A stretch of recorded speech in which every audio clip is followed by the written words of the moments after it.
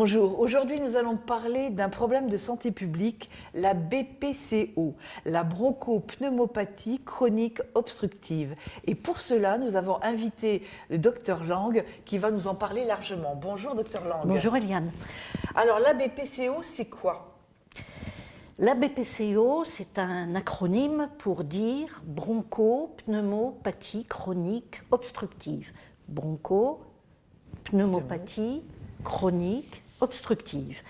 Ça veut donc dire que ça touche les bronches et le poumon, que c'est une maladie chronique et qui est dominée par une obstruction bronchique. Et de cette obstruction découlent la toux et les crachats.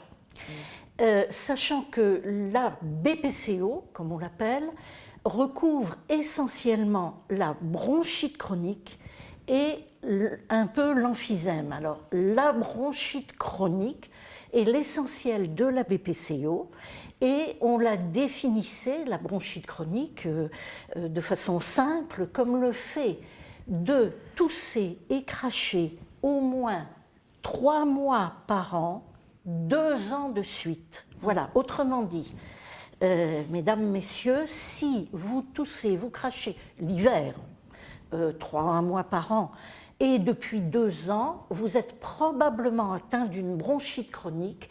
En tout cas, ça mérite d'être évalué chez votre médecin. Alors, effectivement. Les symptômes, ce sont donc la toux, les crachats, oui. Et s'ajoute ce qu'on appelle la dyspnée, c'est-à-dire la difficulté à respirer. Toux et crachats, je vous l'ai dit. Alors, j'ai vu de multiples patients, quand on leur demandait « Est-ce que vous toussez ?» « Non, moi, je tousse normalement, répondait-il. Vous toussez comme tout le monde ?» Eh bien non. Il n'est pas normal de tousser. Il n'est pas normal de cracher. La toux n'a rien de normal. La toux, c'est un réflexe, comme on l'a déjà évoqué.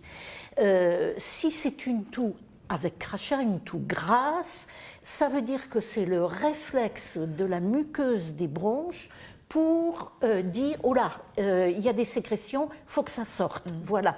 Donc il faut d'abord la respecter, pas prendre n'importe quoi en se précipitant chez le pharmacien pour dire je veux quelque chose pour calmer la toux. Non, il faut d'abord voir son médecin pour savoir à quoi ça correspond. Il faut respecter les sécrétions qui doivent être évacuées. Alors, je vous ai parlé donc d'obstruction.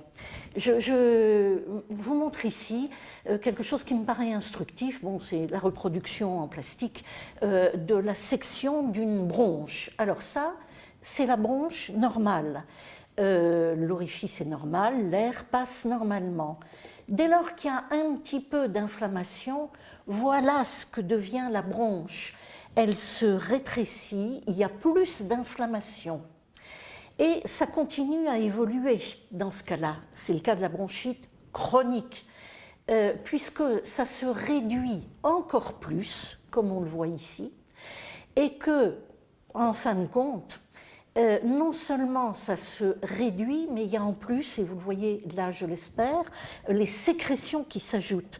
Donc l'obstruction est majeure. Oui.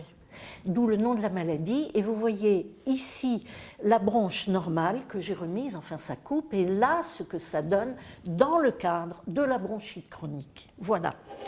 Alors, je vous ai dit dyspnée, c'est-à-dire essoufflement. Dyspnée, comme tous les symptômes qui commencent par dys, ça veut dire en gros de travers, hein, ça va de travers. Voilà. Donc c'est la respiration qui est de travers, pas bonne. Pareil, la dyspnée, l'essoufflement, sont généralement minorés par les gens qui savent bien, qui ne vont pas si bien que ça. Et alors, bon, non, je suis essoufflée, mais comme quelqu'un de mon âge, eh ben non.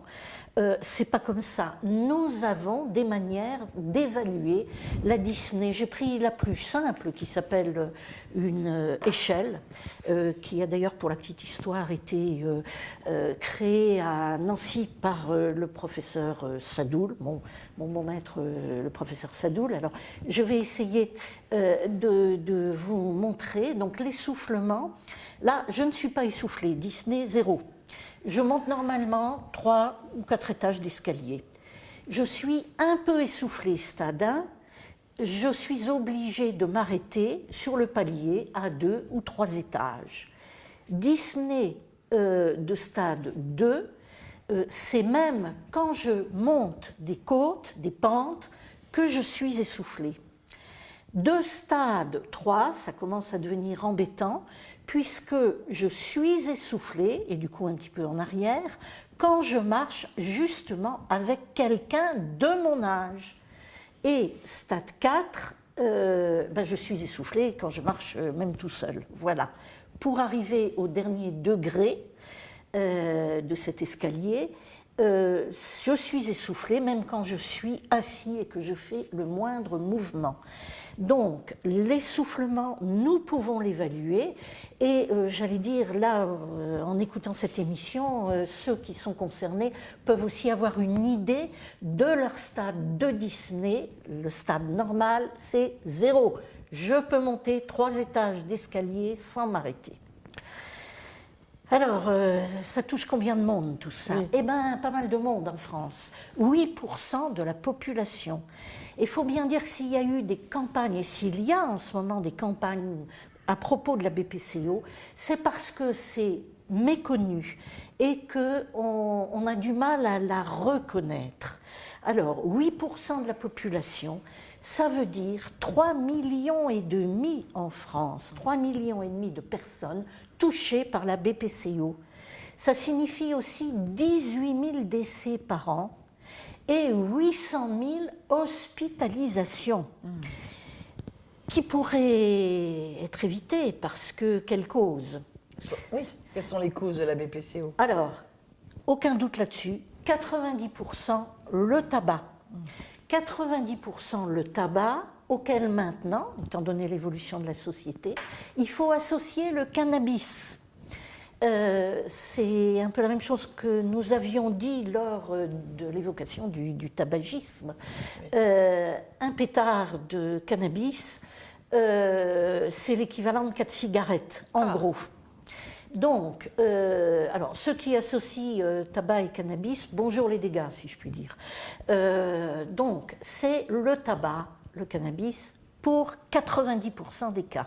Alors, bien sûr, il y a 10% qui sont de ce qu'on respire, c'est-à-dire des polluants, l'environnement, les fumées, les irritants.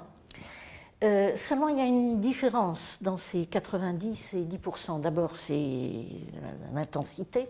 Ensuite, le tabac n'est pas indispensable à la vie. On peut donc arrêter de fumer. En revanche, c'est un fait que les polluants, les irritants, le brouillard, parce que le brouillard augmente en tout cas les difficultés respiratoires, c'est difficile de les enlever. Je veux dire, je n'ai pas d'action sur le brouillard, voilà. Donc, la seule action, si c'est des polluants, des irritants professionnels, c'est de recourir au médecin du travail, qui a tout son rôle à jouer. Voilà donc pour les causes. Alors, comment détecter et dépister la BPCO? La BPCO, déjà, on vient de donner quelques indications. Et vous allez nous parler sans doute de cette échelle qui est proposée sur le site Amélie de la Sécurité sociale. Pour avoir déjà une première, une première information sur votre état de santé pour ce qui concerne la BPCO, sachez que si vous allez sur amélie.fr, le site de l'assurance maladie, vous allez dans Santé comprendre, et puis à ce moment-là, vous cliquez sur un alphabet, sur la lettre B, et vous tombez sur BPCO. Et là, vous avez un test en 6 ou 7 questions qui peut déjà vous apporter quelques indications sur votre état de santé pulmonaire. Ensuite, à vous d'aller consulter votre médecin traitant, évidemment. Alors, vous l'avez dit, le dépistage et un premier diagnostic, c'est le médecin traitant. on commence par aller voir son médecin et on dit, ben voilà, je tousse depuis plusieurs hivers. Là, alors généralement, quand on va voir un médecin, ça fait déjà 5 ou 10 ans, donc on a déjà dépassé la définition. Et le médecin traitant, ben, bien sûr, va ausculter, va entendre ou pas ce qui se passe, les sécrétions qui se mobilisent au stéthoscope.